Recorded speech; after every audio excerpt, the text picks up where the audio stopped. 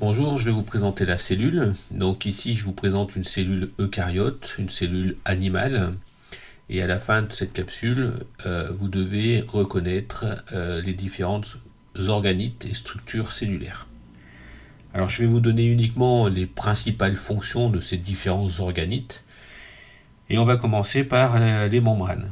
Donc les membranes sont, d'un point de vue composition, formées principalement de lipides et de protéines. Ils constituent une bicouche lipidique et cette bicouche lipidique est relativement peu perméable à l'eau et elle forme ce qu'on appelle une mosaïque fluide, c'est-à-dire que les lipides peuvent se déplacer ainsi que les protéines les uns par rapport aux autres au sein de la membrane. Alors d'un point de vue lipides, les principaux lipides que l'on rencontre au niveau des membranes sont les phospholipides. Alors je vous rappelle que les phospholipides tels que les phosphoglycérides ou glycérophospholipides sont formés d'un groupement glycérol et d'un groupement phosphate, de deux acides gras et d'un groupement polaire qui peut être chargé ou non.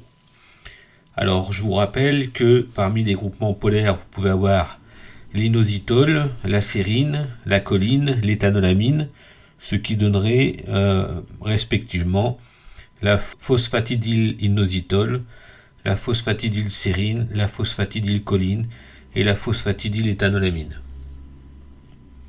Alors en plus vous avez ce qu'on appelle les sphingophospholipides. Donc la base c'est une sphingosine associée à un acide gras.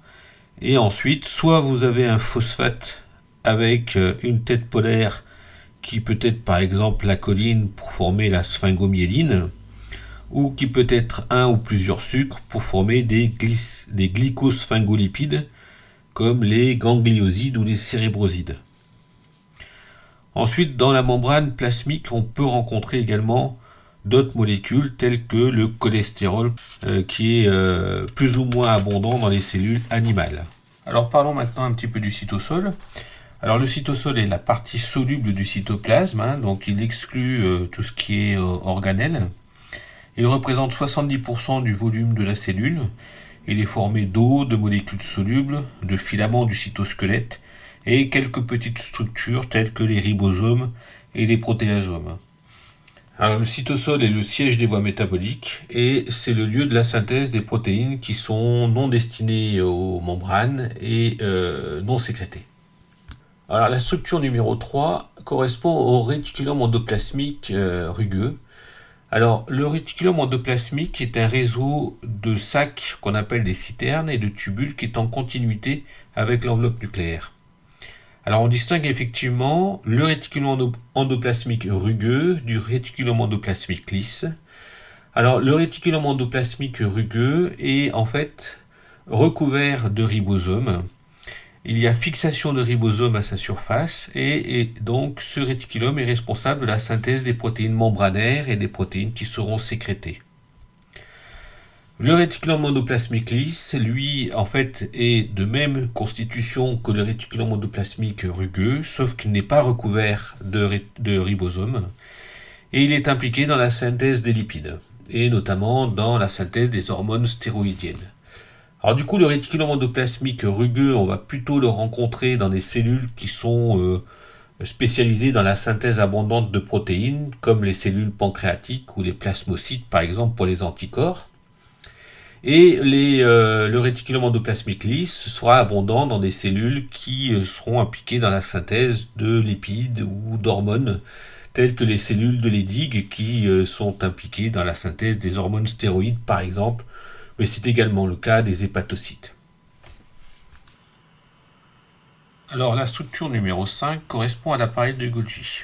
Alors l'appareil de Golgi présente en fait un réseau qu'on appelle le réseau 6, qui est en fait la porte d'entrée de l'appareil de Golgi, qui est plutôt orienté vers le réticulum endoplasmique. Ensuite, on a entre 6 et 8 citernes golgiennes qui constituent le golgien médian. Ensuite, on a le réseau trans qui correspond en fait à la face de la sortie et qui seront à l'origine des vésicules de sécrétion qui sont représentées en œuf. Alors, dans une cellule animale, en général, on a un seul appareil de Golgi qui est en général proche du noyau. Et dans une cellule végétale, on en a plusieurs qui sont répartis dans l'ensemble du cytosol. Alors, l'appareil de Golgi présente plusieurs fonctions et il intervient notamment dans la modification des protéines et des lipides qui viennent du réticulum endoplasmique. Alors l'appareil de Golgi peut par ailleurs réaliser des glycosylations, des N-glycosylations ou des O-glycosylations. L'appareil de Golgi est impliqué dans le tri des protéines, c'est-à-dire que l'appareil de Golgi va étiqueter les protéines et selon l'étiquette qui sera posée à la protéine, celle-ci va s'orienter plutôt vers la membrane plasmique ou les lysosomes par exemple, ou vers des vésicules de sécrétion. Alors la structure numéro 6 correspond aux mitochondries. Alors la mitochondrie, il y en a en gros 1700 par cellule. Elle est formée d'une membrane externe qui contient notamment des porines qui sont importantes pour la diffusion de solutés tels que le calcium ou les protons. Elle est formée d'une membrane interne qui présente des crêtes et qui présente une forte densité en protéines, puisqu'elle contient notamment toutes les protéines impliquées dans la chaîne respiratoire, le transport des électrons, et impliquées dans la synthèse de l'ATP. Alors cette membrane est donc riche en cardiolipines, et ces cardiolipines notamment rendent cette membrane totalement imperméable aux ions, ce qui permet de maintenir notamment une différence de répartition des protons de part et d'autre de cette membrane. Enfin, vous avez au niveau de la mitochondrie une matrice mitochondriale qui contient notamment un ADN, cet ADN mitochondrial qui est circulaire et qui sera impliqué notamment dans la synthèse d'un certain nombre de protéines, 13 protéines, et qui sont impliquées et qui sont importantes pour le bon fonctionnement des mitochondries. Alors les mitochondries jouent un rôle important, comme je vous l'ai dit, dans la production d'ATP par phosphorylation oxydative. La mitochondrie est impliquée également dans la protection contre les radicaux libres. Enfin, la mitochondrie est impliquée dans l'apoptose, notamment par la voie intrinsèque. On en parlera un peu plus tard. La structure numéro 7 correspond aux lysosomes. Ce sont des organelles qui sont limités par une seule membrane et il y en a environ 300 par cellule. Ils contiennent de nombreuses hydrolases acides, des enzymes qui vont être capables de détruire presque toutes les liaisons, n'importe quel type de liaison. Et ils présentent un pH qui est acide de l'ordre de 4 à 5. Les lysosomes sont des organelles qui sont impliquées notamment dans la digestion de matériel endocité et d'organelles qui sont obsolètes. C'est ce qu'on appelle l'autophagie. La structure numéro 8 correspond aux peroxysomes. Ce sont des organelles limitées par une seule membrane également. Ils sont présents dans toutes les cellules eucaryotes, sauf dans les globules rouges. Les peroxysomes sont impliqués notamment dans des réactions de détoxification par réaction d'oxydation, donc élimination de toxiques au niveau du foie par exemple. Ils sont impliqués également dans la bêta-oxydation des acides gras à très longue chaîne et ils sont impliqués dans la synthèse du plasma halogène qui est important notamment dans la constitution de certaines membranes telles que la myéline par exemple. Alors les peroxysomes sont abondants notamment dans des cellules qui sont impliquées dans la détoxification et c'est le cas par exemple des hépatocytes où on peut en dénombrer 400 par cellule environ. La structure numéro 10 correspond au cytosquelette. Alors en fait dans le cytosquelette on va distinguer différents types de filaments. Alors on a les filaments d'actine qui sont impliqués dans la forme des cellules et qui sont impliqués dans la contraction de certaines cellules, comme les cellules musculaires par exemple. Ensuite, vous avez les filaments intermédiaires, qui sont notamment impliqués dans le renforcement de l'enveloppe nucléaire. Ces filaments intermédiaires vont également renforcer la membrane plasmique, Les filaments intermédiaires ont également un rôle de barrière, notamment dans la peau et dans les fanères, c'est-à-dire les ongles, etc. Les microtubules, enfin, ce sont des molécules qui sont formées de tubules et qui sont impliquées dans l'organisation des organelles, c'est-à-dire que c'est au niveau, grâce aux microtubules, que les organelles vont se positionner dans la cellule, et les microtubules sont impliqués dans la structure des cils et des flagelles également. Alors à propos des cils et des flagelles, ce sont des structures qui sont mobiles, capables de mouvement ou de battement. Ils sont formés donc de microtubules et au centre de ces structures, comme les cils et les flagelles, vous avez un faisceau de microtubules qui porte le nom d'axonème.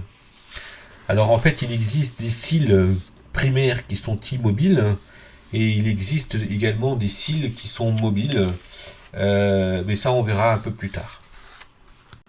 La structure numéro 11 correspond au centrosome. Alors d'un point de vue structure, le centrosome est formé de centrioles. C'est une paire de centrioles perpendiculaires l'un par rapport à l'autre et enveloppé d'une matrice protéique péricentriolaire. Le centrosome est généralement placé proche du noyau dans les cellules animales. Les centrioles jouent un rôle important puisque ça correspond à des points d'émanation des microtubules. Et je vous rappelle que les microtubules sont impliqués dans l'organisation des organelles dans la cellule. Le centriole mère, lui, forme le corps basal des flagelles et des cils. Alors, le centrosome est impliqué au moment de la mitose, durant la phase G1. Il va fournir en fait les deux pôles du fuseau mitotique. Alors la structure numéro 12 correspond au noyau. Le noyau est délimité par une enveloppe qu'on appelle l'enveloppe nucléaire. Et cette enveloppe est constituée de deux membranes. Une membrane externe qui est recouverte de ribosomes et une membrane interne qui est tapissée par des filaments intermédiaires qui sont importants notamment pour la fixation des chromosomes au niveau de la membrane. Alors au niveau de l'enveloppe nucléaire, on peut rencontrer également de nombreux pores nucléaires que l'on appelle des nucléoporines. Ces pores nucléaires permettent notamment le trafic entre le cytosol et le nucléoplasme, trafic de protéines mais également d'ARN messager. Alors au sein du noyau, on retrouve une structure que l'on appelle le nucléole, qui est indiqué en 13. Et ce nucléole correspond à une zone de rassemblement des extrémités de certains chromosomes, comme le chromosome 13, 14, le 15, le 21 et le 22, qui sont des chromosomes et qui portent les gènes codants pour les ARN ribosomaux. Et donc en fait, ce nucléole est impliqué dans la synthèse des ARN ribosomaux.